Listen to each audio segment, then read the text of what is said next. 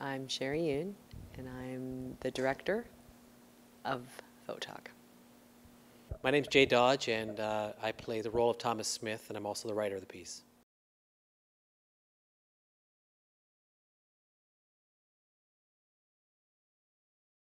It's so funny, it's been so many different things as we've worked on it. Currently, it's about a conflict photographer who comes back to his New York apartment to find that he is evicted.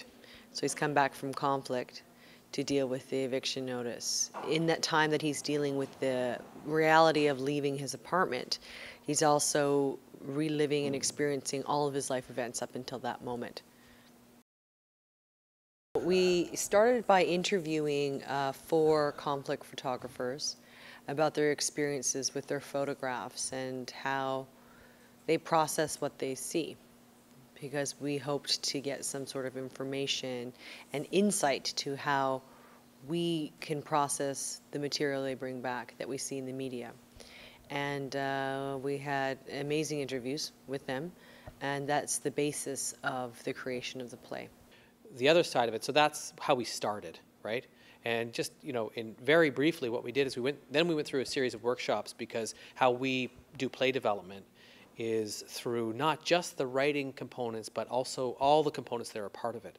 So in this case, we did one workshop that just concentrated on sound. We did one workshop that concentrated on manipulating images. We'd been given hundreds of images from these conflict photographers, and we're like, what can we do with these?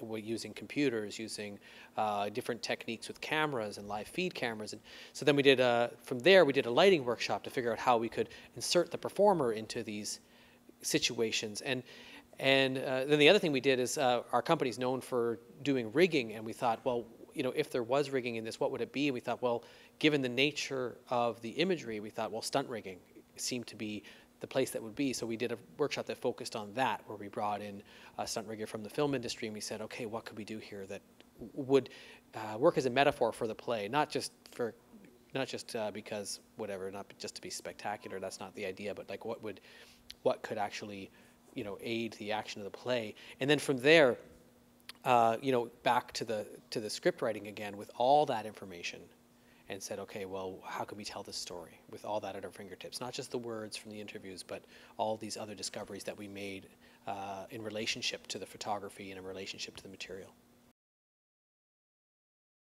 PHOTOG for me started from a desire to make a greater connection between what I was seeing in the news every day and what was happening in my own life. And I really felt a disconnection there. And so thought that the most useful way to try to reestablish that connection was to actually go to the people that are taking the pictures, that are behind the cameras that we see the rest of the world through. It's a crucial investigation for us, I think, in the developed world to be asking questions about what's going on globally and how we process that information and how we engage with our media, right? And I think it's crucial for us to always think and reinvestigate that, especially the conflicts that are happening around the world today.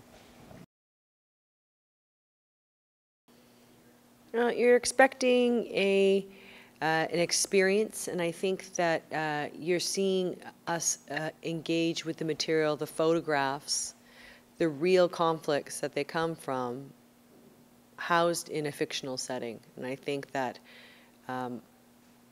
it's that experience, that theatrical experience, that will hopefully shift your perception and keep you curious about the photographs that you engage with in everyday life.